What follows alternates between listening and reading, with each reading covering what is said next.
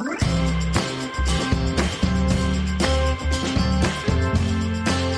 we're recording. Welcome to episode 39 of the Hockey Cards Gongshow podcast. 39, Troy. Nobody thought we would make it. Our critics all thought it wasn't going to happen. By critics, mainly your mom. No, I didn't even think we'd make it to 39. Yeah, well, we did. We're here. And it's kind of a unique experience in that we're recording this fairly early Sunday morning. Is this our first morning recording session ever? No, the Toronto Expo, we recorded in the morning. Might have been earlier than this. Yeah, it could have been. You're right. We're a little bit ahead of schedule today because our friend Troy here is very soon off to hockey hotbed Hotlanta. Hotlanta. No, I got to go to Atlanta for a day. So fun stuff. So are you going to try to find any card shops, Troy? I doubt it because I will be just flying down, going to the hotel, probably going to bed, going to work, and coming home the same day or tomorrow. So no, I probably won't have time to go look for anything. Sounds exciting. What are the odds anyway that there's a local card shop in Atlanta with a decent amount of hockey? I would say not very good, but you never know. There's always those diamonds in the rough that are kind of out there. Might be New Canada. A lot of Atlanta Thrashers collectors still down in Atlanta. Okay, where did the Thrashers move to again? Do you remember? I thought, are they the Jets or are they? I think they became Nashville? the Jets, right? I don't know. This is why we should never ask on the fly questions because we never know the answers to Phoenix. They became Phoenix. No. Hold on. We're gonna look this up on our production meeting. Yes, they moved the franchise to Winnipeg. Okay. They're the second incarceration. Is that the right word? Incarnation of the Winnipeg Jets. Oh, yeah. Yeah, the first Winnipeg Jets moved to Phoenix, and now this is the second iteration. Yeah, the Thrashers went up to Winnipeg to become the new Winnipeg Jets. So we got it. We figured it out. So you're saying that Winnipeg was smart enough to keep their name when the team moved? Yeah, unlike that's pretty our cool how that beloved worked. North Stars? Sore spot. But okay, let's move on. We've got a lot to get to today. Before we get rolling, though, I want to remind everyone that the Hockey Cards Gongshow podcast is a Patreon podcast.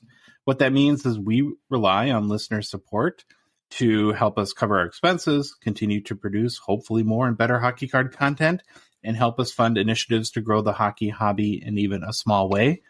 It's very easy to support us via Patreon. You can go to the Patreon website and search for Hockey Cards Gongshow. You can see the link in the show description for whatever podcast app you're listening to us on, or there's a link in our Instagram profile and our link tree to our Patreon page.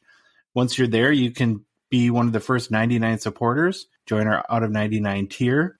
You'll forever have that title. It's $5 a month. And it'll also get you exclusive access to the Gong Show Discord, where you can get insider access and participate in our show and chat with Troy and I about hockey cards on a daily basis. All right, Troy, let's go with the game plan. All right, on today's show, we begin with our look at the greatest player to wear number 39. Then we do a rookie deep dive on, and I saw the name and I almost had a panic attack, but I think, Josh, you put the spelling or the phonetic Arber Xhekaj. I'm going to say that, and you tell me if that's right. That's right. So I love the name. So we'll do a rookie deep dive on him. Next, we look at the process of submitting cards to PWCC, and Josh actually goes through the process to submit a card. Then it's off to movers and shakers. We then are off to hobby news and also look at a little kind of a newer segment, a little social media roundup. We end the show with new product releases and any personal pickup. All right, vintage. Let's go. Number 39. I think probably 90% of our listening audience would get this one. And we've done them before, so this will be a little shorter because we've already spouted all his accolades. But greatest NHL player to wear number 39 per the Hockey Writers article is Dominik Hasek. I mean, we need our sound effect board back where you can do like the little claps and everything.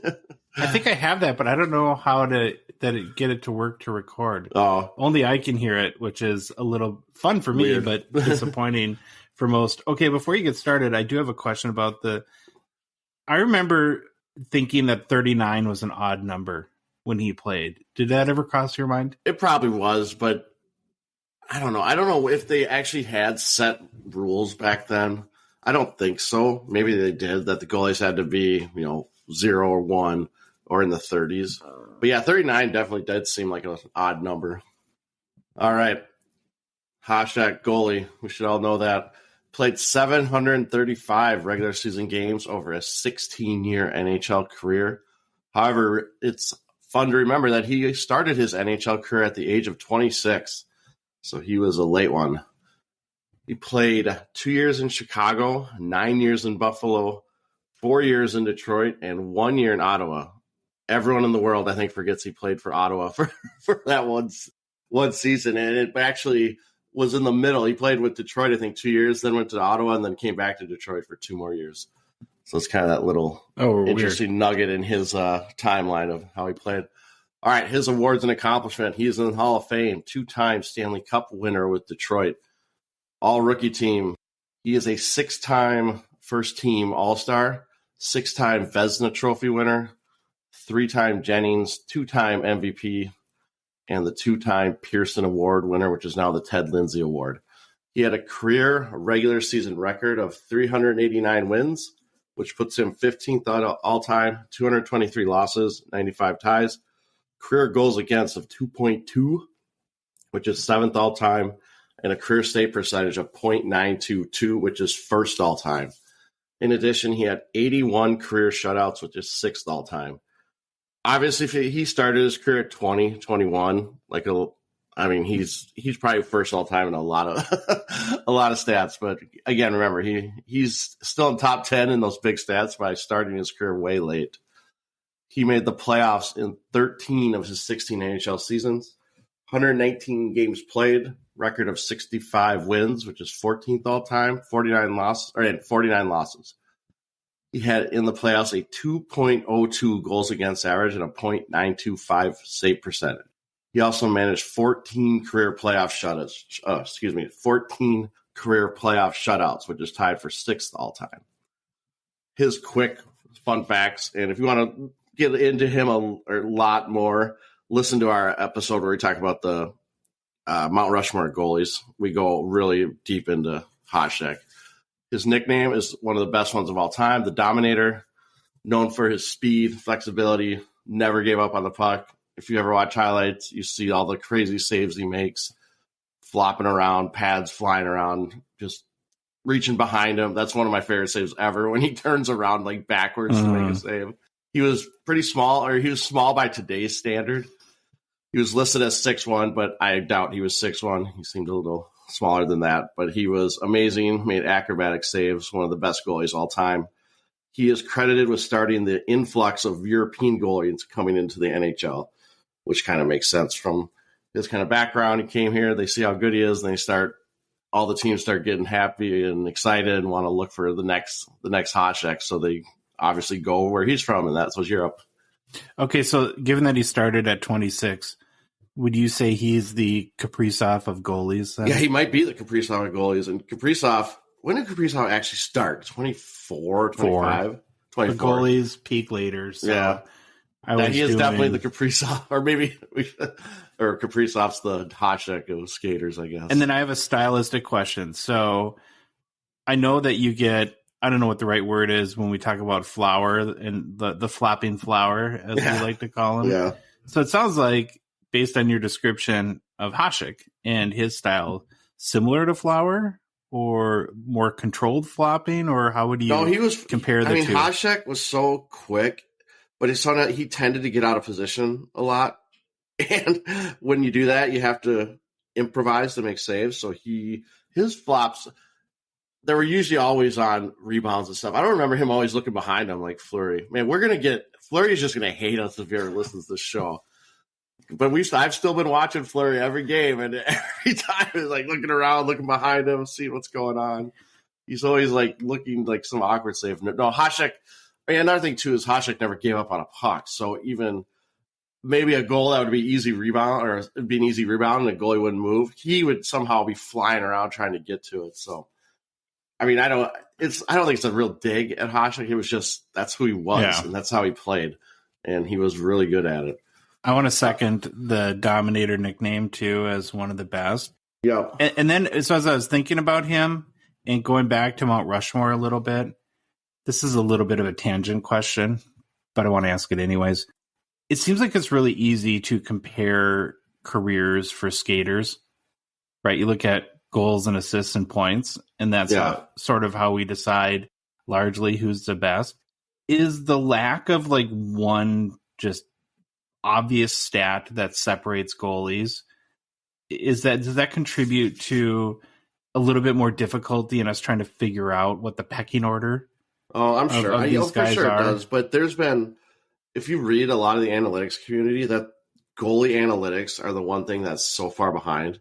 No one can come up with good analytics for goalies. And it like this magic, I don't know what the right word is. What people are trying to find is this one magic number, whether it be some, I don't know, mathematical formula, like QBR rating, I think about like for quarterbacks. Yeah. They're trying to think, is there some magical formula you can make for goalies? And there hasn't been a good one that's come up yet. Is the goal saved above average? Is that sort of the leader now, or is there a lot of flaws in that? I would say there's flaws in it, and I would say looking more at goals saved above expectation is probably a better one that we might have to.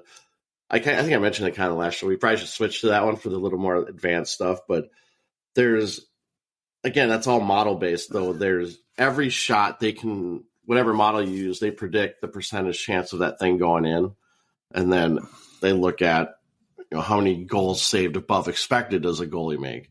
So yeah, it's goalie analytics is one of those things that's fallen way behind the skater analytics. So it's definitely a good question. I don't have a good answer, but yes, I would say I think right now there's not just one easy way to compare goalies. Okay, I digress. Go on. Oh, I forgot. I said fun facts earlier, but that wasn't my fun facts. My fun facts was he has a Buffalo charity. He owned an energy drink company, and if you remember, I talked about this last time, but he called out Ovechkin and said the NFL should suspend all Russian NHL contracts when the war with Ukraine broke out. And he was pretty vocal about that. I don't know if he's still on that train, but he was pretty fired up. He should have got his autograph. Was he at Toronto? Was he? Yeah. Yeah, I should have got his autograph and asked him about it. I'm sure he'd love that, bring that conversation up. Pay for an autograph and turn it into a show interview. Just stick your iPhone in his face and say, what do you think about your hockey cards, Dominic? Refuse to move and have him drag us off and we'll be on the news. But that's good publicity, right? Any publicity is good publicity. Any publicity is good publicity. All right. His rookie card, 1991 Upper Deck, number 335. We've talked about this thing in ad nauseum, but the PSA 10 copy, there's 1,107 of them, population count. It goes for anywhere between $40 to $80, depending on the day. So if you want a Dominic Hasek rookie card, the flagship one, you can get it, and it's cheap. BGS 9.5 has population count of 459, and it's around $35 to $40. So have at it. So there's a couple things I think are worth pointing out about his rookie card.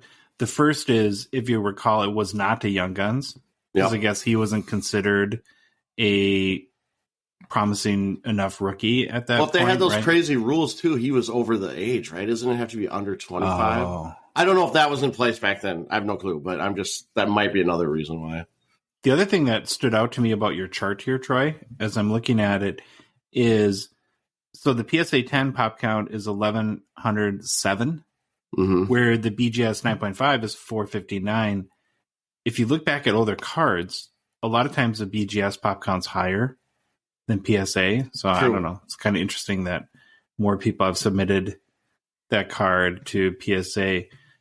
I'm going to make a note just out of my own curiosity, and other people might want to do this too. I'm curious what the gem rate is on that and how many of those have been submitted, because I'm guessing it's been a lot, right? That was right in the throes of the jump backs era. Yeah, it probably is. I didn't look that up. But another thing too to note on that card, the French version, if you can get the French version, to submit and go for that one's worth a lot more than the standard version of that rookie card. Good to know. All right. That was Dominic Hasek. I'm guessing for episode 40, is that going to be a defenseman? Oh, it's a big guy. I'll give you a hint. I pulled him from Clear Cut. Oh, yeah. Your team. I got you. Okay. It's time for our 12th rookie deep dive. So here's who we've covered in the first 11. Matty Beniers, Matt Boldy, Shane Wright, Juraj Slavkovsky, Owen Power, Shane Pinto, Kalen Addison, JJP, John Jason Paterka, Logan Thompson, my guy, Ken Johnson, and Jack Quinn. So as we always do, we did an Instagram poll the other day and gave y'all 4 choices. I said y'all in honor of you going to Atlanta. So I tied that in. Yep, nice. That's my southern, creativity. Little southern hospitality. I was thinking too earlier, I wonder what the betting odds were that we'd have brought up the Atlanta Thrashers on this show at any point, unless we were talking about who? Rick Nash? No, Nash played for the Thrashers. Okay, so this week's candidates were Matthias Maselli, Jake Sanderson, Fabian Zetterlund, and Arber Xhekaj, also known as Wi-Fi. Probably more commonly known as Wi-Fi. Wi-Fi was the definitive winner, getting 46% of the vote. Okay, so who is Arber Xhekaj? Like I said, most people know him as Wi-Fi. He's a rookie with the last name that is so hard to pronounce, which is even something for hockey, right?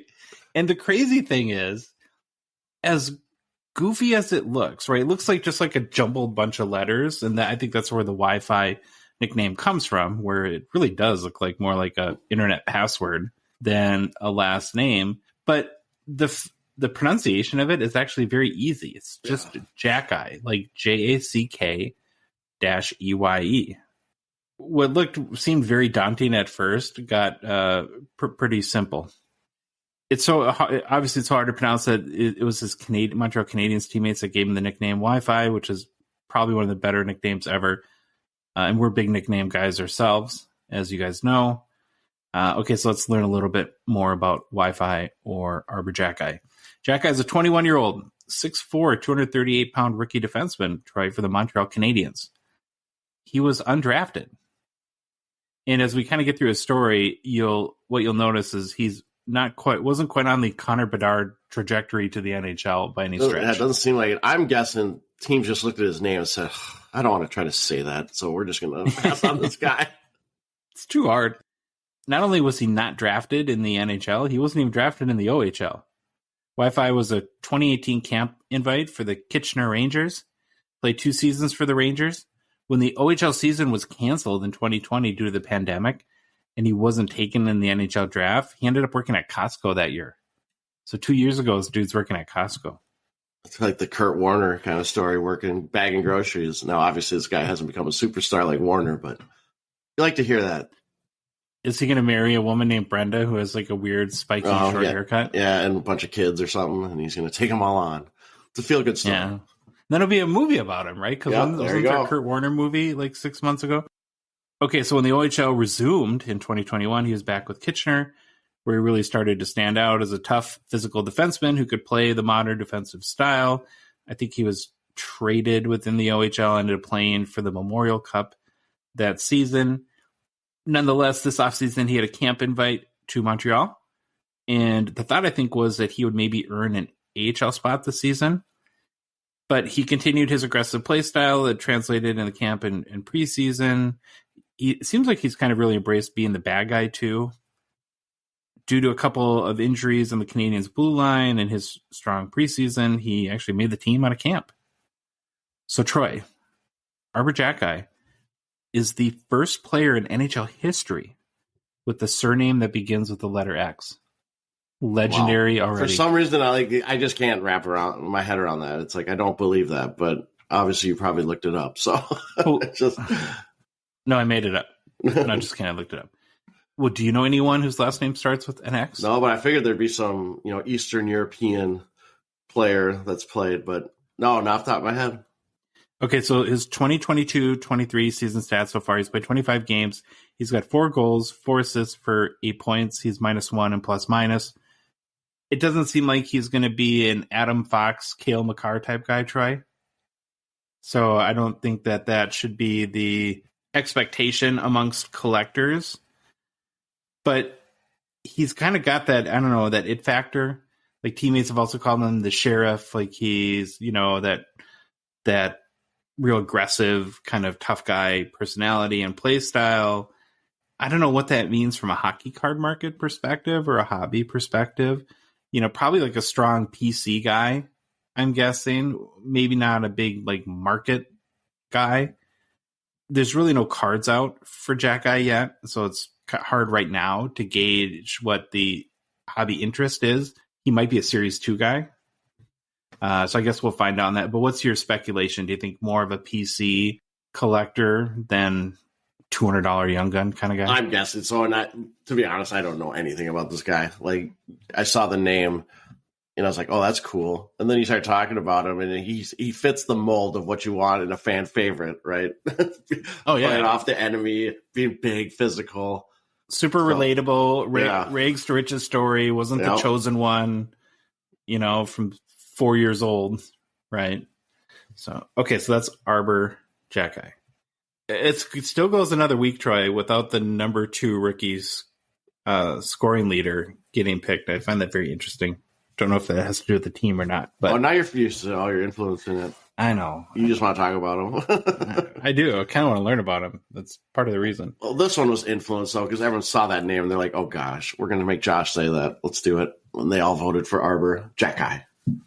It was the easiest one ever to pronounce. So, boom. Okay, let's transition to our show partner, PWCC.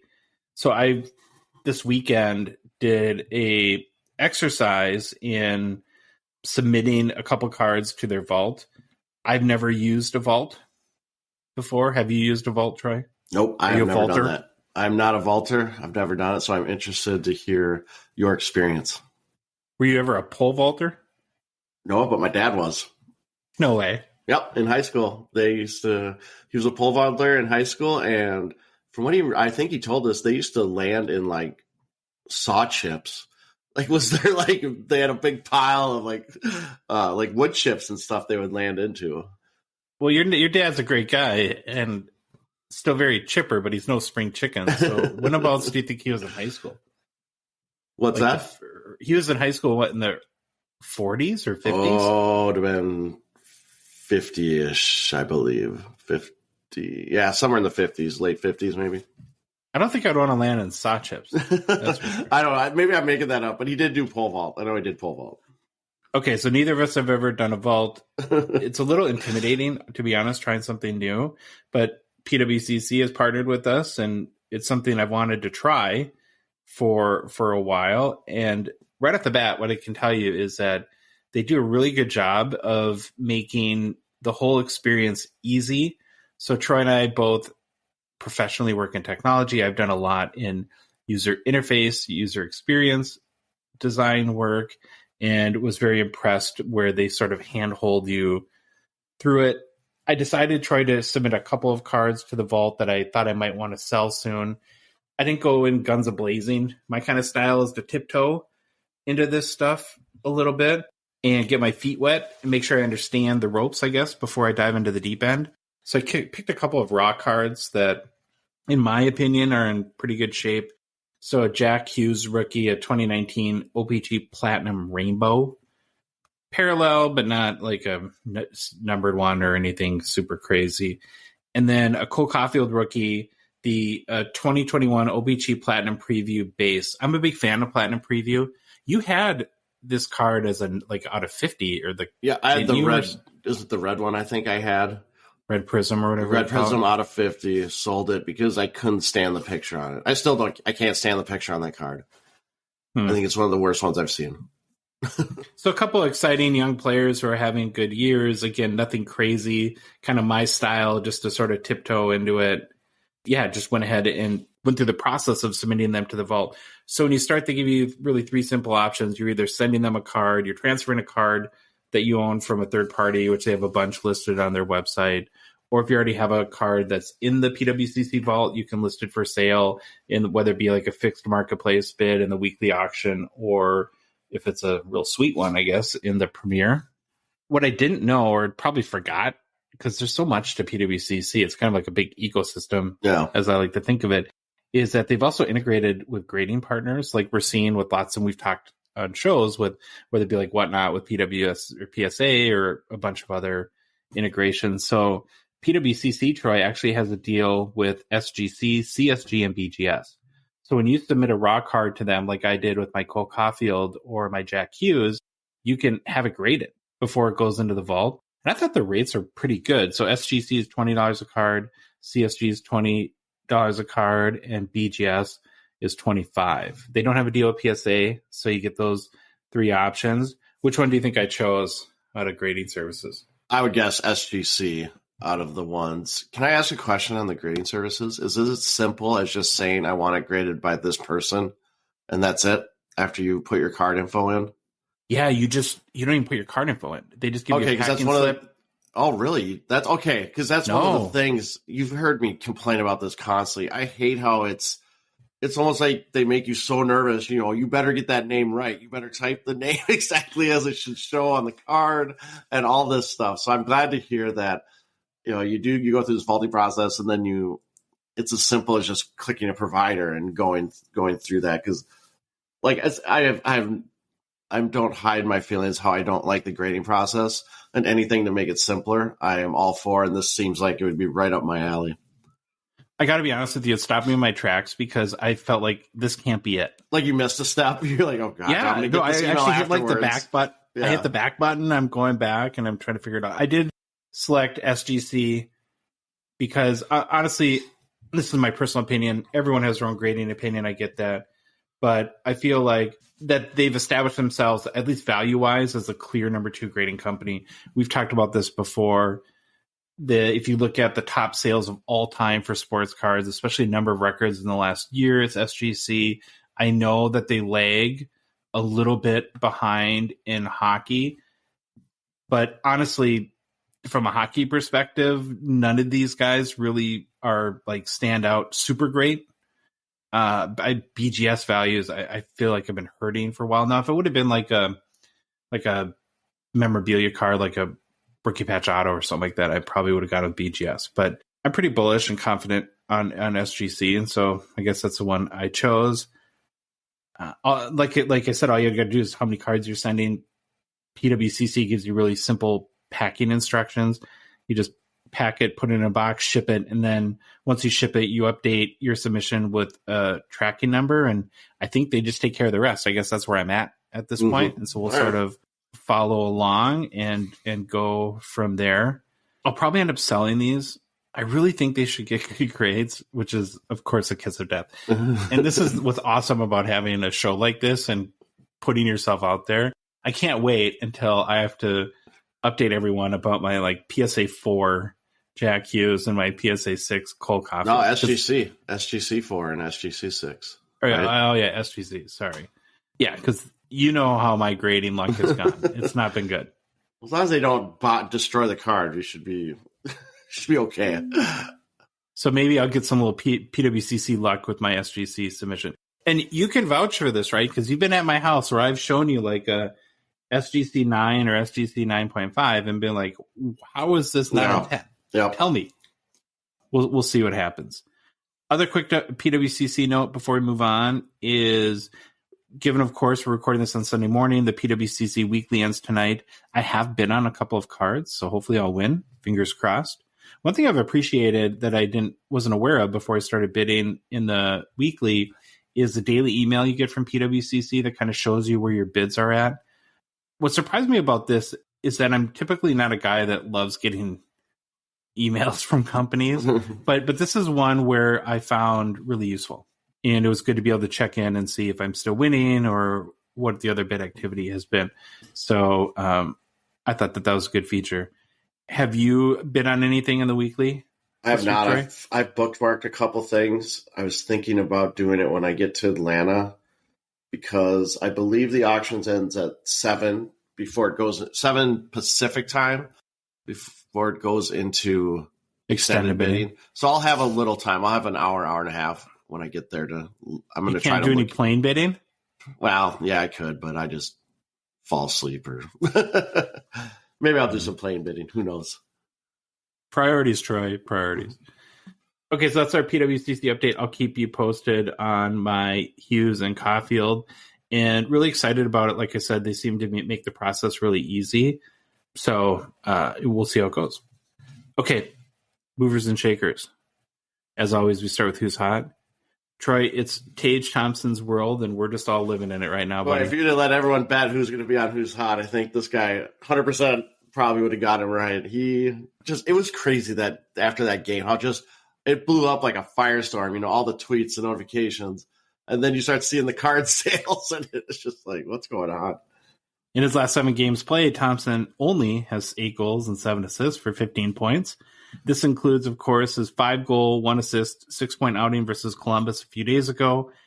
I don't have like the timestamps when he scored his goals, but when I first noticed the game, I know he had 5 goals and there's something like 14 minutes left in the third period, which I think both of us at that point started looking up the NHL record for goals in a game, wondering, geez, is he going to score more than 5? So here's what I found out. Just thought I would share that little bit of info with everyone. Troy, your favorite player, Joe Malone, who of course played for the Quebec Bulldogs, on January 31st, 1920, scored 7 goals. You had season tickets for the Bulldogs that year, right? I did not have season tickets for the Bulldogs that year. It was hard to get up to Quebec during that time frame. What, 1920s? I don't think I was around then. Did your dad pole vault with Joe Malone? No, he didn't. I was going to try to make some funny joke about learning French with Nick Suzuki, but I can't think of anything funny. There was a bunch I'm trying to go off the top of my head here. A bunch of people like pre-war in the 1920s that had 6 goals a game. I believe there's a couple guys post 1950 that had, I can't remember who it was. I should have wrote it down. But yeah, Joe Malone, 7 goals in a game, January 30th. 1st, 1920. So Thompson's 2022-23 season totals now are up to 21 goals, 20 assists, 41 points, and 28 games played. Troy is currently 4th in the NHL for points. His points pace is 120 for the season. Last season, in 78 games played, he had 38 goals, 30 assists for 68 points. Is he the breakout star of the year frontrunner at this point now? Oh, for sure. That game just... I think the number of eyes that got on him just for that one performance, even the casual hockey person now probably knows who he is just from that game. So I definitely think he's going to get a lot of buzz. His hockey cards have, of course, gone bananas, not quite to the degree of J-Rob, but bonkers nonetheless. He's come so far out of nowhere, Troy, that he's still not in the Card Ladder Hockey Index. So I reached out to those guys this morning, and hopefully we'll rectify that situation soon. But his 2017 Young Gun PSA 10 pop 38. Last sold on December 8th for an even $500 US. On October 31st, Troy, you could have got this card for $150 US. That's 233% growth in roughly 10 weeks. Not bad. Not bad at all. Hey, I was remembering you were talking about his game with the 5 points. He had 4 goals in the first period. It was 4 goals. Right. It was 4 goals within 11 minutes. I remember that's where I think we were all like going, "Oh my God, could he get 8 goals in this game?"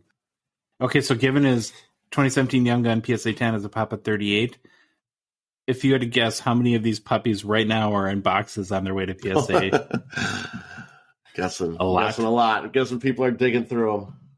And I wanted to bring up that question just to maybe take a little break from talking Tage Thompson hockey card values to let's think about strategically. And as we're all learning and growing here on our show, hopefully becoming better and smarter collectors on this Sunday morning pop count sermon, we'll call it maybe.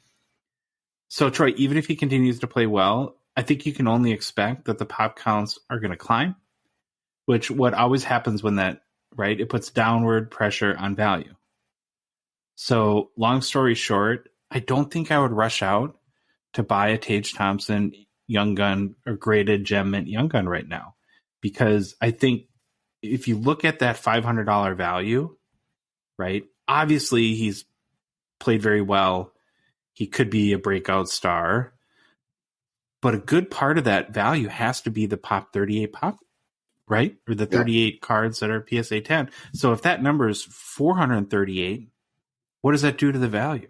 Well, plus now too, if you get 2-3 really interested people that want to get that card right now, that's going to drive the price up even more than what it's not as accessible. I just, I'm with you on that. I agree.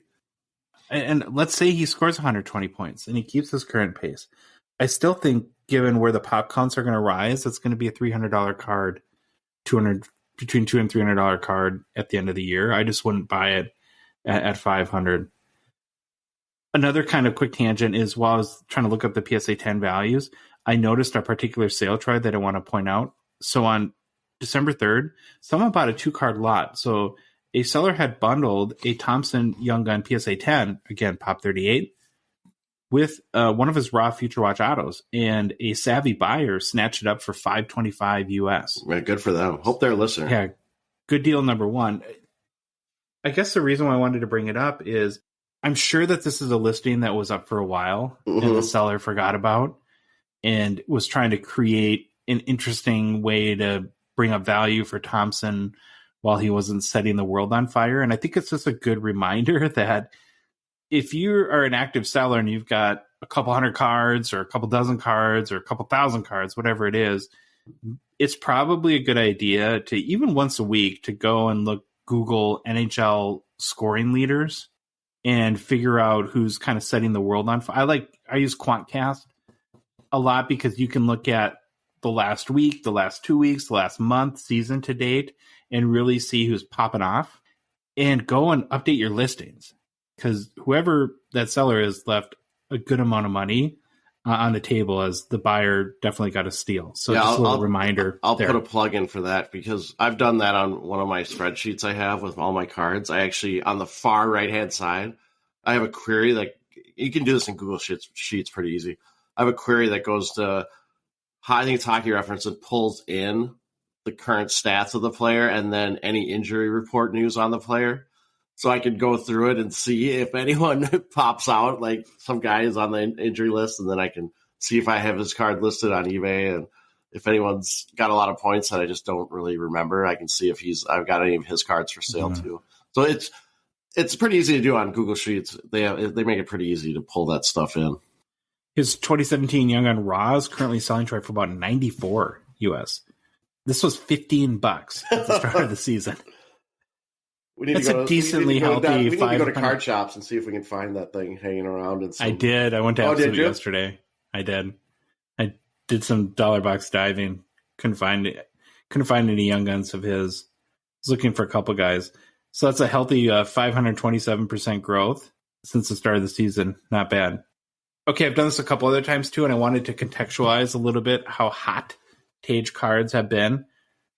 So I did a card ladder sales history search for Tage Thompson Young Guns. So this is going to pull any Young Gun. So whether it be a clear cut or exclusives or high gloss or base, and raw or graded, doesn't matter. Just any Tage Thompson Young Gun. Remember, he's a 2017 Young Gun, so these cards came out, 4 or 5 years ago, I guess, depending on when the set was released. There's been 570 sales lifetime. Since the start of the season, there's been 269 sales. So 47% of any Young Gun sale for Tage Thompson has been during the first, 2 months of the NHL season. Let's even make the window smaller, Troy. Since December 1st, so roughly 10 days, there's been 86 sales. 15% of the lifetime sales for any Tage Thompson Young Guns has occurred in the last 10 days. Pretty nutty, huh? That's nuts. So we'll see what happens. We'll see if he can continue his pace. But yeah, Tage Thompson. Okay, the next guy is long overdue. I think we've held on long enough. I just felt like I couldn't do it anymore, and given all that he's accomplished this year, so we got to go with our Connor McDavid, Connor McDomer, Connor McJesus, whatever you call him. He's been out of this world so far, Troy, in 2022-23. Not only is he good at hockey, I just saw this morning that he pledged $100,000 towards the Ben Stetler Fund. If you remember, Ben was the 6-year-old that recently passed from brain cancer, who was a huge McDavid fan, and I think McDavid was very generous with his time and made connection with Ben. And so it's very cool that McDavid is honoring Ben with $100,000 into a fund that will support children fighting with brain cancer. Again, very cool move. Much respect to McDavid for that. So Troy, through 28 games played, he has only 25 goals and only 29 assists for 54 points. His 25 goals are first in the NHL. His 29 assists are first in the NHL. He's pacing, Troy, for 153 points this season. There hasn't actually been that many 150-point seasons in NHL history. So only to date, 5 players have scored 150 points in a season. Wayne Gretzky did it a mere 9 times. Mario Lemieux 4 times. And then once each, Steve Yzerman, Phil Esposito, and Bernie Nichols. The Bernie Nichols one surprised me. I was not aware of that. Were you? I was not aware of it, but I love seeing Kings legend. I think he played for the Rangers, too. Bernie Nichols on there. That name brought a smile to my face. A little old school guy that I kind of forgot about. Remember, he's pacing for 153. McDavid is. Gretzky and Lemieux, Troy, are the only 2 to ever score more than 155 points in a season. Ooh. So if somehow McDavid could amp it up even a tiny bit more, that would be some pretty exclusive territory. He's also pacing for 70 goals. Only 8 players have ever scored 70 or more. And nobody's done it in the past 30 years. It's just crazy, crazy town. From a hockey card perspective, McDavid's 2015 Young Gun PSA 10 pop 2,417. Last sold for $2,855 US on December 6th. This is down about 12% in the past month and down about 3% in the past 2 weeks. His 2015 Young Gun BGS 9.5 pop count 7,552. Last sold for $1,225 US on December 9th, down 26% in the past month and 9% in the past 2 weeks. To me, the challenge, Troy, with doing, and why I don't do it a lot, and people may have wondered this, a lot of BGS kind of value tracking, is there's such a huge difference when it comes to subgrades of these cards. And I wanted to give an example. So the kind of sticking to what we do, referencing the last sale, the 12.9 sale for $1,225 had subgrades of 3 9.5s and 1 9. So not a true gem mint, right? And again, it goes for $1,225 US at auction. On 12.6, the same card, which had 3 9.5 subgrades and a 10, so a true gem plus, sold for $2,448 US dollars via best offer. $2 shy of double what the reference sale did. It's just so hard to gauge the values of BGS. Yeah, as much as I like data and transparency, it makes our job harder. You almost have to have like 4 different qualifiers and then if you can throw in BGS 10, it gets more. Okay, so Troy, I have some questions, some kind of long-term questions about McDavid, and I think given his trajectory and I guess coming from a value perspective, given that between PSA 10 and BGS 9.5, there's roughly, as of right now, 10,000 Gem Mint Young Guns. How does that affect, do you think, the long-term viability and value in the hockey hobby for that card? I mean, it's so huge. I mean, it's 10,000 now, and I don't know how many are left out there in the wild that people are finding. I'm assuming the print run wasn't that big on that card. So it's like, is it now when it's leveling off, or are we going to see a spike even more? I don't know. It's so many. And it seems like this card just hovers right around that with all his accolades. The value of that card, I think, fluctuates within $500. So that 2,800, like 3,300, I think is the highest I've seen it recently, maybe in the last couple months. But yeah, it just seems like it's going to stagnate there for a while unless there's something that really, obviously a scoring record or maybe a Stanley Cup can push it up, give it another little bump. But besides that, I mean, that's just a huge pop count for both those grades combined. 10,000 for hockey is pretty staggering. Yeah. I know like Zion Williamson in basketball is like, 19,000 or 20,000 or something like that. But basketball is obviously a lot bigger. Yeah. The collecting world in basketball is, I don't know, probably 10 times hockey, right? I mean, it's some huge number probably. I was also trying to find like an equivalent to this to try to figure out, well, is there anything in the history of the hobby that would give you an indicator of what the future might be? And I really think this is uncharted territory. So if you kind of want to put McDavid near that Mount Rushmore level, right? You look at Gretzky, Howe, Lemieux, Yzerman, whoever, right? Their rookies are so scarce, right? They're just even going down to PSA 9 Gretzky's, there's just not a lot of them. And we have 10,000 gem mint Connor McDavid. And if you even compare more to his contemporary superstars, like your guy Crosby and Ovechkin, right? I looked up the combined pop counts for Crosby. So it's 2005 Young Guns combined between, again, PSA and BGS. So Crosby's 3,197 and Ovechkin's 2,963.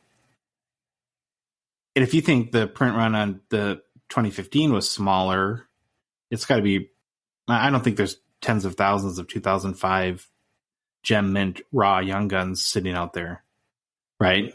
No. So it really is. I don't think there's any historical kind of comparison for this. And long story short is I think the base Young Gun gem mint is a little bit of a risky buy from that perspective. I don't know if that's a card, if I had 3,000 or 4,000, that I would much rather probably try to get in Crosby or Ovechkin, just because I'm a lot more comfortable at those population counts right now. Do you agree or disagree? Yeah, I agree. No, and it's kind of funny. So obviously I've said it many times, my Kirill Kaprizov I got burned on. I remember, I don't know how long ago, 6 months, maybe 12 months ago, I was looking at the McDavid PSA 10. I never pulled the trigger. I almost did. And I think back then it was like 3,300. So I'd have been down on that too. But yeah, this one just, it worries me from that perspective. There's just so many.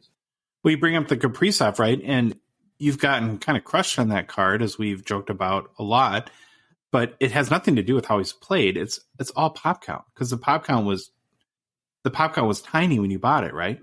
Oh yeah, it was super tiny, and then or not super tiny, but then it just blew up. Like once I saw those, you sent me those PSA reports from, was it Gem Rate, I think, or no, just PSA saying top graded cards, and Kaprizov started showing up, and I just kind of put my hand in my head because I knew what was coming.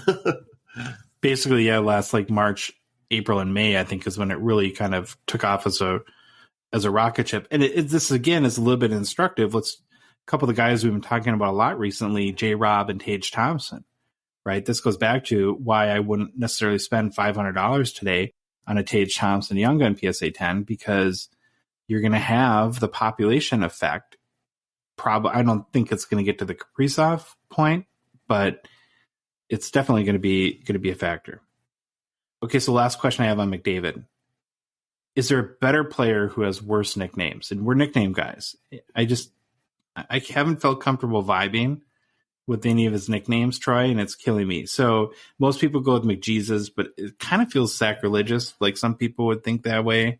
So it makes me a little uncomfortable doing that. And then the one I think is funniest, Troy, is the Connor McDavid, but he was a cannibal. So is that because he slices people up? Is that what they're saying? I actually didn't even realize the McDavid one.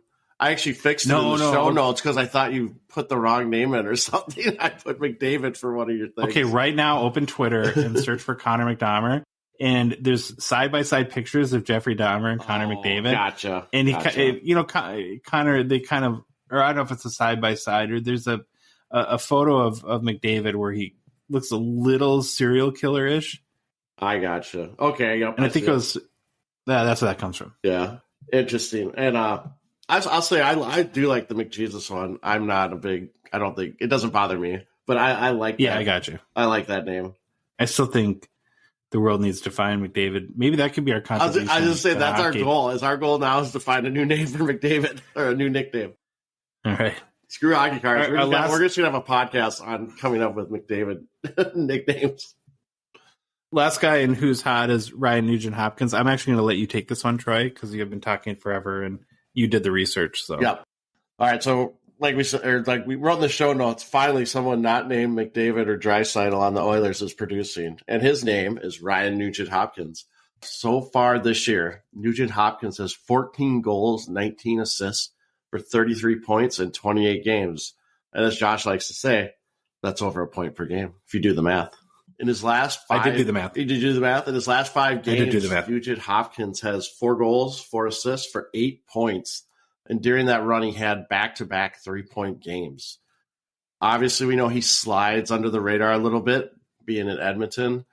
And this is a personal accolade from me. I would assume not many people outside of Edmonton really know of the terrific season he's putting up so far. I think small market, Edmonton, Canadian, I'm guessing if you don't follow the Oilers that much, you probably don't know how well his season is going, but it's been absolutely fantastic. If you look at his career high in points, he had 69 in 2018-19. That was his career high in points, and right now he's sitting at 33 points. So he's at almost 50% of that output in 28 games so far, or 34% of the games played so far this season. I hope that makes sense what I'm trying to say. I wrote that. I'm like, man, I just confused myself. But he's just way ahead of his career high pace. We'll put it in simple terms.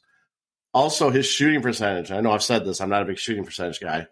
It's at 20%, which I think that's going to cool off if we're going to say like he's going to regress at some point. But 20% is pretty amazing. Okay, what's a good, healthy, sustainable shooting percentage that a top end player would have for the year? I thought it was always over. You always want to be over 10%, is what I thought. The kind of rule of thumb was. Obviously, the superstars are probably a little higher than that. But I've also read some analytic stuff on shooting percentage is a dumb number. Don't look at it. I'm going off of memory here, but I think McDavid's is actually higher than that right now, too. I would assume it's higher than that. And I wasn't paying a ton of attention to the hockey card hobby in 2011, but he was much ballyhooed coming into the league, right? I thought so. I think we were kind of chatting. It's like, I remember his name. I remember his name coming up a lot and how he's been a decent player. I mean, he's beloved in Edmonton. He's been there his whole career. He's very well known as like a power play specialist. And I think I even seen articles about how he's the best power play specialist in the NHL. But yeah, I think he had a good amount of hype coming out in 2011. Okay, last question before cards. Yeah. This is a really tough question, so you might not know the answer. Who is the greatest player in NHL history with a hyphenated last name? Right when you said that, I knew you were going for the hyphenated name. I don't know. I'd have to think about that one. I'm not smart enough to think off the top of my head like that. I don't know either. So somebody message us. I just randomly kind of got curious about that. Hyphen name All-Stars. All right. Name All-Star. His card, 2011 Young Guns. The PSA 10 has a pop of $215, and it trades in the $110 range. And the BGS 9.5 copy of that has a pop of $813, and it, ironically, trades in that $110 range. Now, this is one, it doesn't trade that often. Listen, go if you want to get it, go do your research, because it can be kind of all over the place. I just kind of took some averages, what it looked like it was trading at. That BGS pop count does give you an indication of that he came into the league with hype, because what he's produced doesn't warrant having 813 gem mints from BGS. All right, there it is, Troy. The struggle bus. It's a little bit fuller today. The first guy I'll take, because this is a guy that puzzles me, so I might need your help understanding this a little bit. It's Kaapo Kakko, the 21-year-old who's still young, Finnish forward for your New York Rangers. This is one of those hobby guys, Troy, that seems to have a contingent of diehards where you wonder how bad for how long will a guy like Kakko have to play to make them quit on him. I mean, I'm sure it's like the age thing, and I'll go into a little more about what I found in a minute, but I just don't really get what you see. And I think, he had, from what I understand, played very well for the Finnish national team, and so created a lot of excitement around that. So I guess I get it from that perspective. He was drafted second overall, Troy, in 2019. His stats so far this year, he's played 29 games. He has 5 goals, 4 assists, 9 points. His pace this year is 25 points, or 0.3 points per game. Last season, in 43 games played, he had 7 goals, 11 assists for 18 points, 0.42 points per game. So on a point per game pace, he's significantly worse than even last year. I've seen articles about him, and a lot of them try to point out reasons as to why he isn't broken through. But honestly, Troy, they come off a little bit as excuses to me. And you're a hockey coach, so run a couple of these by you. So, for example, they talk about that the Rangers are continually shuffling the lines. And it seems like, of course, I can see how that wouldn't be ideal for any player. But can we just say if you're a good enough hockey player that that's something you can overcome? Yeah, you want to think that. I get that, though. We've talked about that even at the high school level.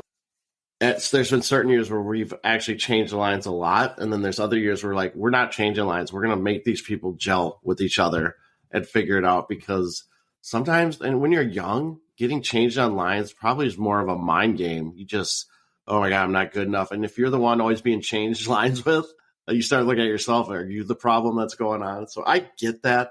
But obviously, like you said, at some point, you've got to get over that and not use that as a crutch. I don't follow the Rangers closely, so maybe some people can reach out to us and fill us in a little bit. But his whole situation got me thinking where I wonder if there's something that's going on within the Rangers system or program that's leading to a number of these young players that are potential stars, have a lot of potential that are just not developing. So if you think of like Lafreniere, Heidel, Kakko, right? None of them seem to be working out like people expect them to or want them to. I don't know. Do you think there's anything to that? Maybe. I mean, we've seen articles on Tampa Bay has the greatest development system in the world. And so you got to think there's also teams that don't have a great development system. But I think also being in New York, I'm guessing there's just the pressure component is a little greater. Like Lafayette, I mean, I get it. I mean, he didn't blow up the world right away. And so here comes all the media and he probably hears it and reads it and stuff like that. But yeah, there's probably something to it. I mean, obviously there's good teams and bad teams on the development perspective. It's pretty tough though when you're a Rangers fan and you've got the number 2 overall 2019 pick and the number 1 overall 2020 pick, and neither are performing really great. That hurts. Okay, let's talk about hockey cards. I'm actually going to jump forward a little bit because I think this illustrates the point, like how much, I guess, how much hobby hype there has been around Kaapo Kakko. He's so highly thought of, Troy, that, and I don't know if you've seen this, but Panini last year actually, or in 2020, actually came out with a specific set for him called On the Horizon, I think. It's unlicensed, of course, because it's Panini. But if you even look at today, like the base cards for it sell for about $20. There's a gold out of 10 that sells for $200. So people have been backing this guy, and I've seen on Instagram that there's a number of specific accounts that are dedicated to PCing his cards. I just always think in these cases, like, when do you let go? But I don't know. So it's 2019 Young Gun PSA 10 pop 225. Last sold for $89 US on November 30th. It's actually up about 61% over the past month. What does that mean? Interesting. What do people know that we don't know? Interesting. Because remember, last year was 0.42 points per game. This year is 0.3 points per game. I don't know if people just can't stop believing that he's on the verge of a breakout or something like that. I don't know. His 2019 Young Gun Raw last sold for about $25 US. It's up about 4% in the past month. So Kaapo Kakko on the struggle bus. Okay, Troy, I'm going to let you take the next two.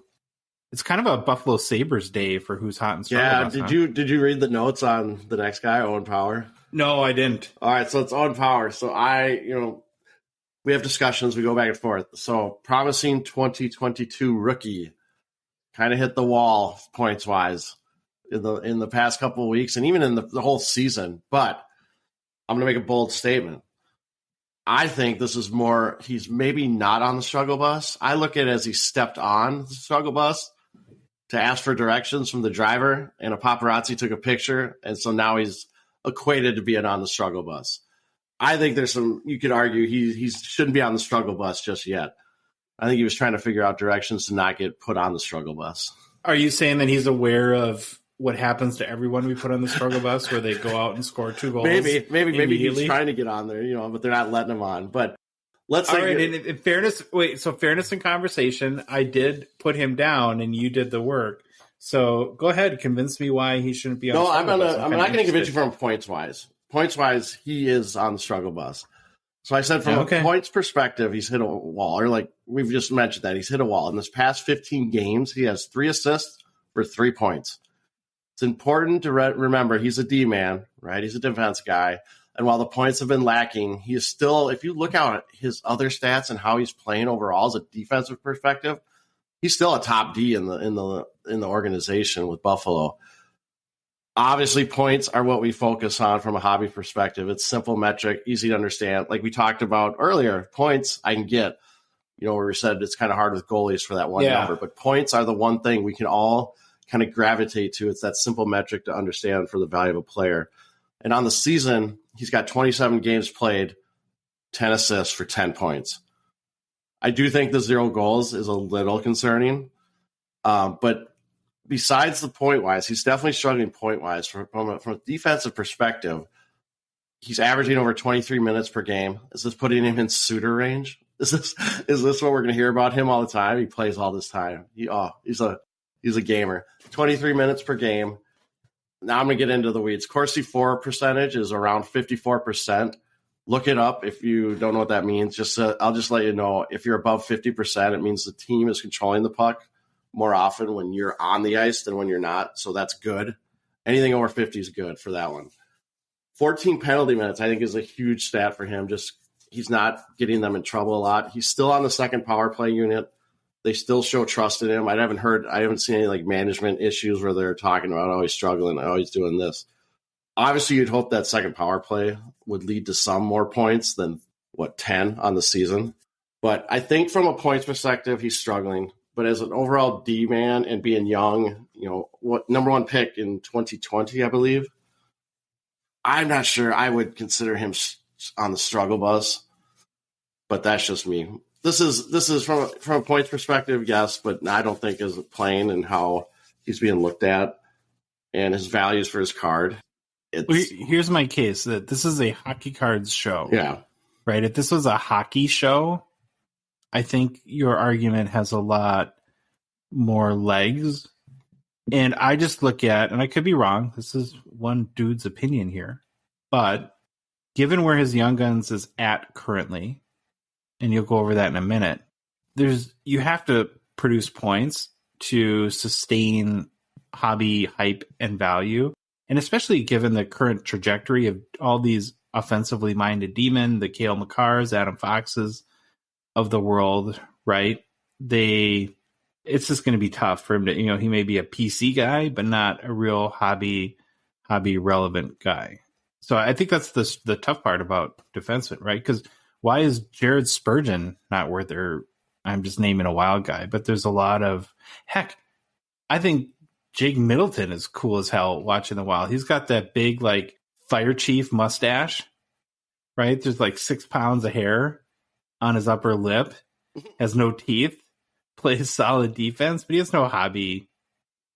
I think Owen Power's still young enough. I just don't agree that he should be on the struggle bus. His raw. Right. We talked about his 2022 Young Guns. Obviously, it's this year, right? Series 1. It stayed around $50. Maybe you could find it at 60 at the beginning of the year, but I mean, the market hasn't hammered him yet. Well, the Mo Sider effect, right? Isn't that the same argument people are making about Mo? Yeah, Mo's a Calder winner. Power hasn't won the Calder, so I would say if Power maybe won the Calder and then struggled, then I could get on that more. I agree from a points perspective, yes, and you're making total sense what we look at in the hobby and the hype and stuff. Yes, he's probably a struggle bus person. I just think and you got to remember, we can always disagree as long as at the end of the day we both agree that I'm always right. Yeah, agree to disagree. Okay, so go on, talk about his cards, and we'll move on. Oh yeah, that's all I put. I mean, it's there's not any graded copies, or if there is, there's like one because it's so new. Someone went out and probably rushed it. I shouldn't say there isn't any. I didn't look just because it was a Series 1 from this year, so I assume there wasn't that many. Okay, we'll move on to the next guy. I'll let you take this too, and I think everyone can assume as long as about 44 goals are scored every game, we're going to have a goalie on the struggle bus. Yeah, it is nuts. It is nutty how much goals are being scored. But yeah, UPL, Ukko-Pekka Luukkonen, Sabres again. He is definitely on. I agree with him on the struggle bus. So if you remember, UPL showed promise last year. Even though his record was 2-5-2, he actually did pretty well in the net. He had a 2.74 goals against and a .917 save percentage. So I think he had a lot of good, momentum, even though that record, again, was kind of brutal, but momentum going into the year, how well he played. Well, now he was the backup, but now he's thrust into the spotlight as Buffalo's starter. Eric Comrie went down with lower body injury. And let's just say UPL has struggled. He's played in 6 games for the Sabres, all pretty recently. He has not looked good at all. However, his record's deceiving. He's 3-2-1, but he's got a 4.15 goals against and a .853 save percentage. And ouch, my favorite stat, the goals saved above average is a minus 8.7. So I don't think what was the highest we've talked about? 11, minus 11. I think we had someone minus 12 maybe. So was that the Demko? I think so. I can't remember who it was, but yeah. So anything, negative, boo, but negative almost 9 is not good. And then here's an interesting tidbit. For all NHL goaltenders this year who have logged at least 6 starts, UPL has the 3rd highest goals against average and the worst save percentage. So not good. Definitely on the struggle bus. He is front and center. He bought a first-class ticket and he got on. So let's hopefully he can get off there. Their backup, or not the backup, but their other goalie right now, shoot, I forgot his name. Hauser? No, is it Craig Anderson? It's an older guy, like 41-year-old dude. All I know is there's been about like 3 or 4 Sabres goalie young guns in the past year or two. It's like they have more.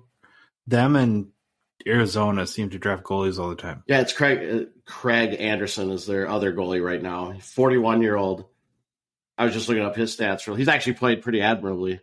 2.97 goals against and a .912, which is kind of, you would like your young kind of stud to kind of grab this moment and take over. But no, he's obviously maybe Anderson's just entering his prime. Yeah, he's entering his prime at 41. All right. UPL, he's a 2021 Young Guns, PSA 10, has a pop 9. Last comp I could find on eBay for that card, there was one sold for $67. Take it for what you want. Sold on December 1st. The raw right now, you can find it between $1 and $6. It's always in that range. Just depends on shipping, depends on condition, all that stuff. Looking at the pictures. But yeah, UPL, definitely on that struggle bus. So if we don't say people have gotten off the struggle bus, do we just have the struggle bus full of all these NHL players rolling down the street? I don't know. I don't think we have a good plan for that yet. Yeah. We'll need to think on that. That's a good question, though. All right. So this episode, Who's Hot, was Tage Thompson, who sets the world on fire. Connor McJesus. No offense to any religious people there. Or Conor McDavid. No offense to any cannibals, I guess. I don't know. And Ryan Nugent-Hopkins, who maybe, we'll have to find out, in consideration for one of the greatest hyphenated last name players of all time. And then the struggle bus was Kapokako, controversially, Owen Power, and Troy's guy, UPL. Okay, let's go on to hobby news real quick. A couple injuries I want to note. So, Troy, I saw a headline this morning, and it made me stop in my tracks. So the headline I read was Robertson out 6 to 8 weeks. And I'm like, oh no, panic is going to ensue in the card I know market. what's going to happen. It's going to be his brother, right? Yeah, it was Nick Robertson. So he is out 6 to 8 weeks for any Maple Leafs fans or collectors. On the good news front, from an injury perspective, Chris Letang returned to the Penguins 12 days after having a stroke, which is kind of amazing to see, and very happy for him in that regard. But hopefully continues to be healthy and get that situation under control. Okay, we can't have a show without our ridiculous Ovi update and stats. So Ovi is now less than 99 goals away from Gretzky. He has 796 career goals. He's 5 behind tying Gordie Howe for second all time and 98 behind Wayne Gretzky.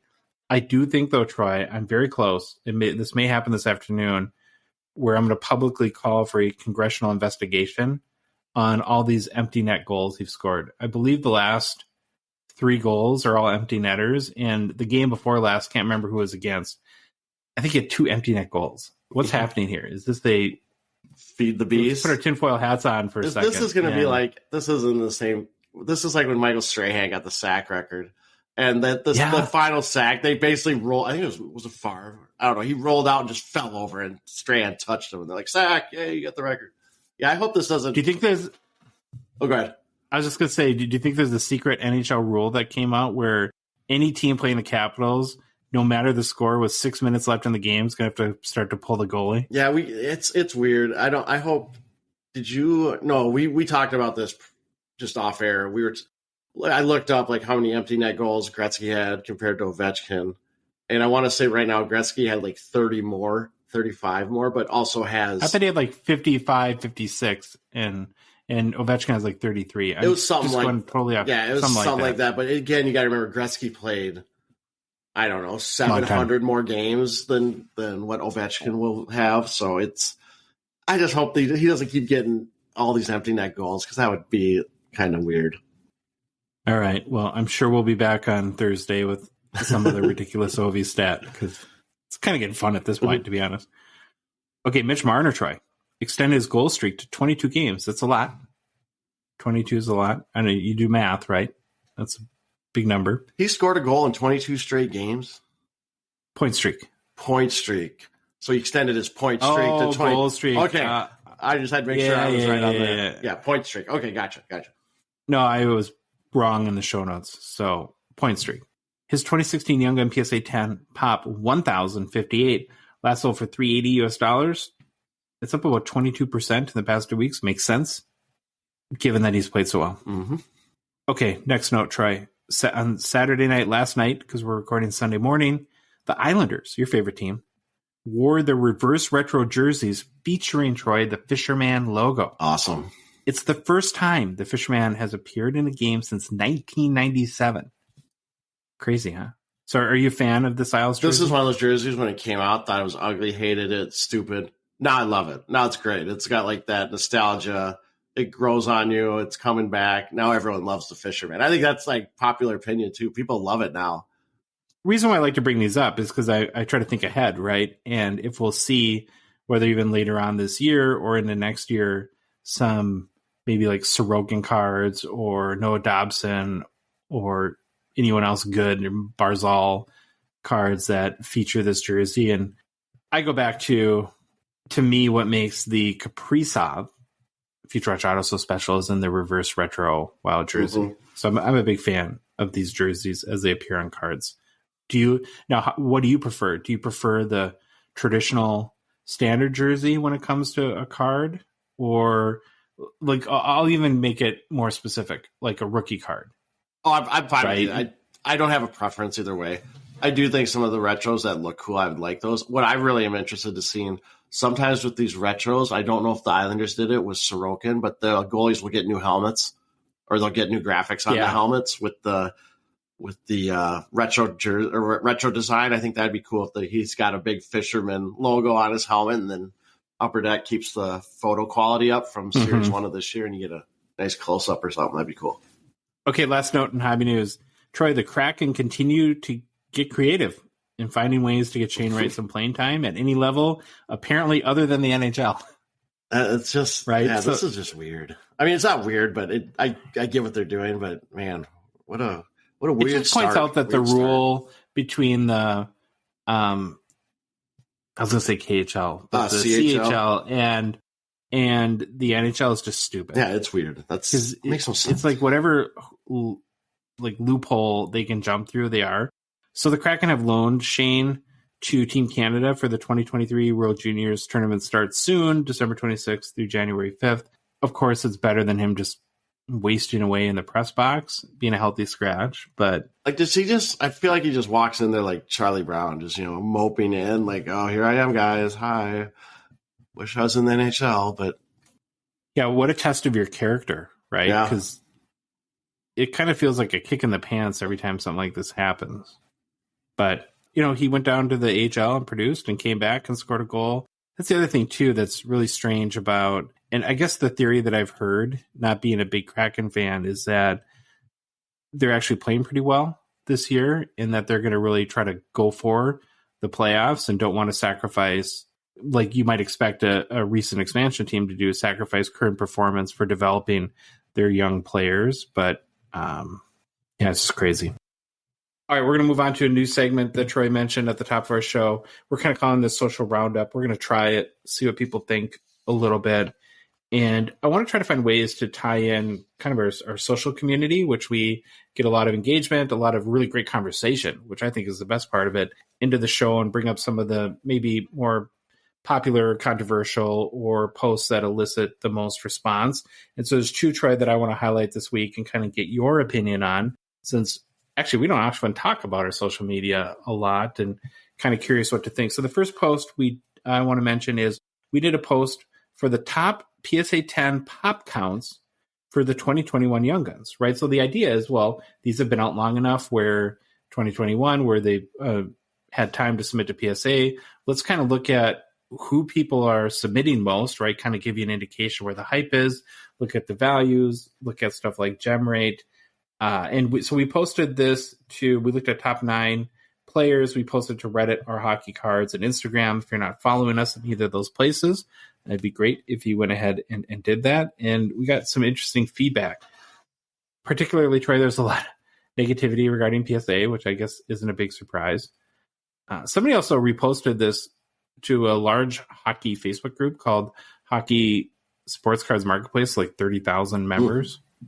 And there's more than 100 comments on it, which is kind of crazy to see. A lot of discussion as well. And so for those that didn't see it, here's kind of the highlights of the post. So again, we looked at the top 9 PSA 10 pop counts for 2021 Young Guns.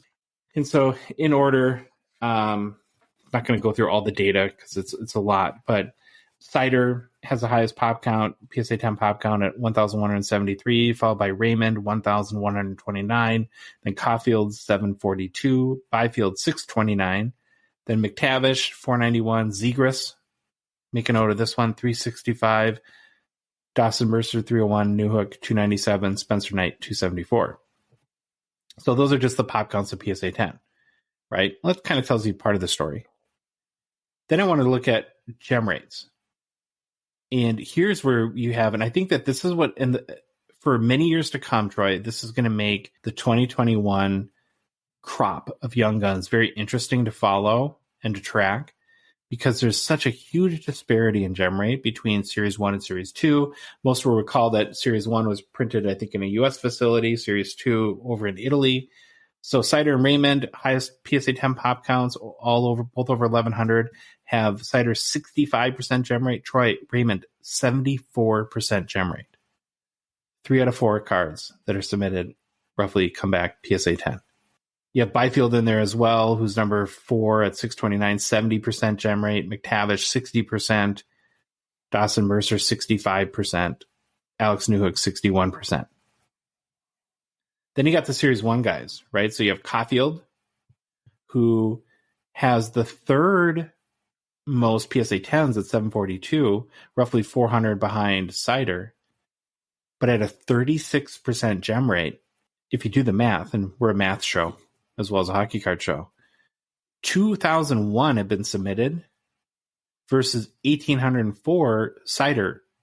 So actually more people have submitted Cole Caulfield than were at Cider, but because the gem rate for Caulfield is 36% and Cider 65%, there's 700 more Cider PSA 10s. That's a lot of numbers. Did I say that in a way that makes sense? Makes sense. It's easy for me, though. I'm looking at the sheet. That all makes sense to me. And the one that we kind of highlighted in our post that is just crazy to me is Trevor Zegras.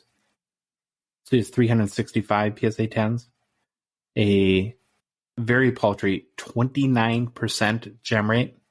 So out of 1,259 cards submitted, 365 are PSA 10. Yeah, these have built-in scarcity just from the terrible gem rate. Well, that's my point, right? Is that you think it's like, I know that the season so far hasn't gone as splendidly as, maybe collectors would have liked for Cider or Raymond, but it doesn't mean that they're not going to have great careers.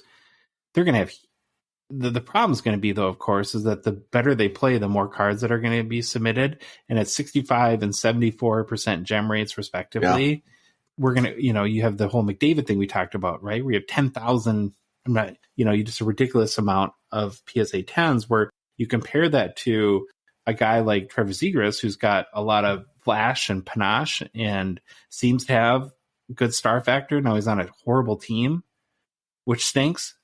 But man, and I think too, I didn't put the prices, but I think his PSA 10s go in like the 2 to 240 range. If you're a long-term believer in Xhekaj, we don't give buy-sell advice, but I would look at that really hard because you used the perfect term, built-in scarcity. Yeah. I don't know. What do you take away from? Well, that's my takeaway is I want a Cole Caulfield and a Xhekaj if I'm looking at this group of rookies. Sider and Raymond, those numbers are still going to go up. We see those cards pulled constantly, whether it be on breaks, on whatever. And now they have all the grading options there too. I think those numbers are still going to keep going up and up and up where those gem rates are a little higher. So I don't know. I like the Xhekaj Caulfield play just from what we talked about. I think the note you have to make there though is those are two you just buy the 10. Yes. Don't buy raw or go buy a pack trying to get it. Just buy a 10. You're going to be way better value-wise, where if you want a 10 Lucas Raymond at a 74% shot, buy a couple raw and, be discerning and looking at the photos, and odds are you're going to get your 10. Yep. So, okay, next post I want to highlight was this one I'm really curious to get your opinion on because I think it's fun. Yeah. I did the top sales to date for key 2022-23 Series 1. So the Series 1, UD1, Billy at Upper Deck calls it, and I want to be cool like him. So so the top insert sales. And I went, and I'm just going to do the top 6, but I took the highest sale for each of them. And it's not really about the value as much as what I'm really curious to get your input on is, of these 6, let's try to think 5-10 years from now, which one of these would we predict would still have a lot of demand or be kind of chased after from a hobby perspective? So the top selling insert so far has been a Matty Beniers population count, the pop count 10. That's sold for $900. So with population count, there's pop 1,000, pop 500, pop 100, 50, 25, 10, and there's a 1. That's the sneaky thing is I'd forgotten about the 1. So we talked last week about, well, what if there's a 101 Young Gun? I know this is an insert, so there's technically, right, a 101 Boldy and Beniers in Series 1 of this year. It doesn't say Young Guns on it. No. Next one was the black and white Young Gun canvas. And the Beniers sold for $496 US. Odds weren't announced on this, so I don't know how, but it's a short print, obviously. Third highest selling one is a McDavid Fanimation, sold for $361 US. Again, couldn't find the odds there. Number 4 was a J-Rob Attacking Zone insert, sold for $201 US. So these, Troy, are 1 in 1,125 packs. The fifth highest selling one was a Edmonton Home Ice. Those are the glow in the dark. They look kind of plain if they're not glowing in if you don't activate, I guess, whatever it is that makes them glow in the dark. That's sold for $175 US. Troy, you had one of these, right? And sold it? I did. I had the Edmonton Home Ice. I sold mine for $125. Okay. Yeah, again, I used Top Sale, and a lot of them are right when Series 1 came out. So you can imagine. Yeah, when I sold mine, it was $175 was the top. $150, I think, had a sale with maybe it was a best offer accepted. But there wasn't a lot for sale or that have sold, so I just threw it up. Like I said, I priced myself to move, so I put it for $125, and it took a week, and then it sold. That was another Easter egg, unannounced card, so there's no pack odds that I could find. And then the last one is a McDavid Freestyles Gold, sold for $165 US. That's 1,000 or 1 in 1,440 pack odds for the gold there. Okay, so again, there's the pop count insert, black and white Young Gun canvas, Fanimation, Attacking Zone, Home Ice, and Freestyles. Of these 6, Troy, if you had to guess, which 1 or 2 do you think is going to have the most long-term value? I would say Fanimation and pop count, personally. Okay. I think pop counts, I liked them from what they look, but I finally pulled one, and I think they look even better in person. And I like how they have the built-in number. I don't know if technically not being numbered hurts them at all. I mean, obviously you have the 1, it's 101. And I don't know if you have a pop 1,000, not having it say it's number 596 of 1,000. I don't think that hurts it. I don't know. Maybe not. Doesn't help it. I don't know. And then the Fanimation, I think, has got kind of the history. They're growing on me. I still am not the biggest Fanimation fan, but every time they come up and I look at them a little bit more, they are pretty neat and unique in how they're like hand drawn, and they look pretty cool. And I think those have a history to them that I think will keep that value kind of propped up. Yeah, I have a couple comments about those two in particular. So on the population count, I think it's worth mentioning again what Billy Cilio from Upper Deck had explained, that the reason why they did it this way is sort of a creative way for them to get more quote unquote kind of numbered cards in without having to do the stamping process, which is apparently very expensive from a budget perspective in how they're produced. I think that where like I've pulled a couple of the 1,000 level and they're a little bit plain where they really start to pop. Like if you go, it's worth going and looking up on eBay that Beniers Pop Count 10. It's a really cool looking card, and in person there's a lot of intricate foiling, and so I tend to agree with you. I for being a really novel concept, it just seems like that people are gravitating to them. Like I know like the Boldy I looked up, the Pop 1,000 has like a $20-$25 what it's selling for. And if you look at the recent history of Upper Deck more higher pop count inserts, even for promising rookies, I feel like that's a pretty strong value for that one. So yeah. And then the one thing I would note on Fanimation that's kind of interesting, and I've seen mixed reviews on this, where I don't know how many Fanimation cards you've looked at, Troy, but the current ones are a little bit more portraity, where other ones like kind of the design of them had more of the players, like even like go back to like the really early Fanimation ones where they're almost like comic book characters or superheroes. And so I've seen kind of mixed reviews on those from that perspective. The only other one that I would mention that I think has a chance to have legs is the freestyles. Especially the gold one, again, where it's 1,140 packs, so decently scarce enough. I just think that the texture, kind of the vibe of those is pretty cool. Are you a freestyles fan? Yeah, I actually pulled, what did I get? The Vasilevsky, and I think I pulled another one. Or Shesterkins, I think I pulled. No, that was the pop count. But I did. I finally got one of the freestyles, and definitely way cooler in person. I did like the pictures too, but they were really cool in person.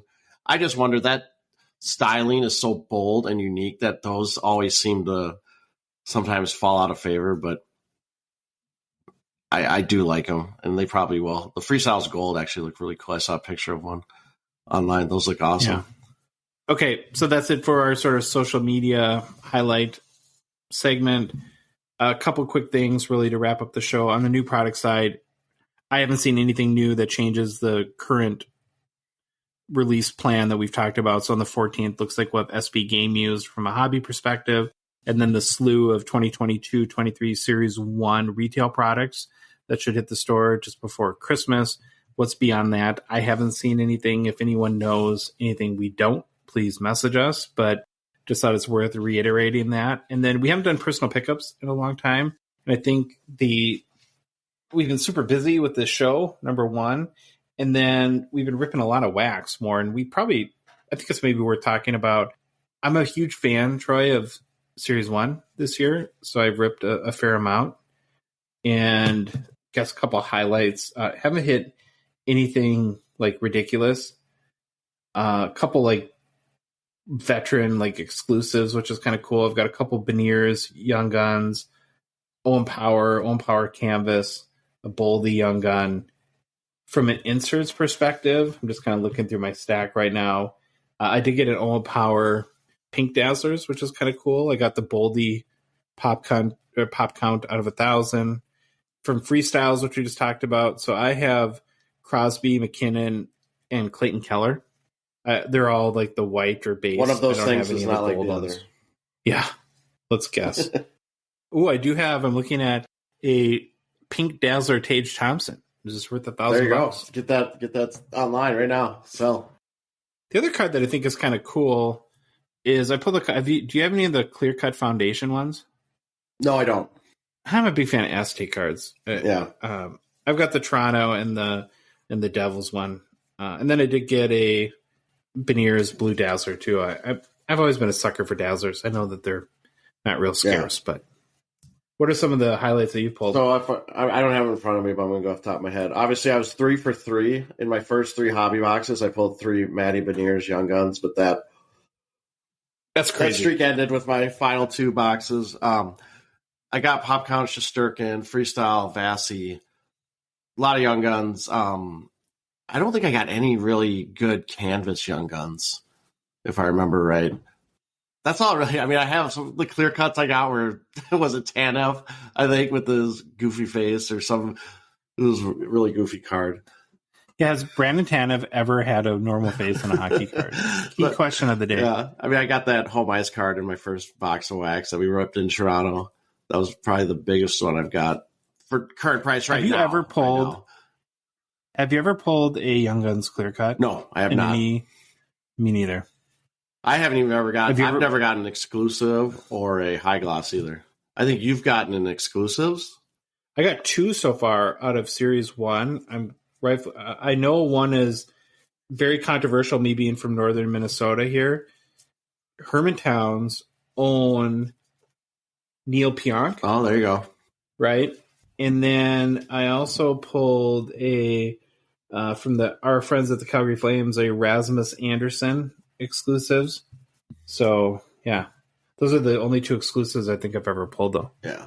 So my inserts weren't the greatest, but they're cool. I mean, I like that Pop Count card, and obviously got tons of Young Guns, so like 30-some Young Guns. I got Bobby Brink, who I know is injured right now, I think, but plays for the Flyers from Minnetonka, where I coach high school hockey.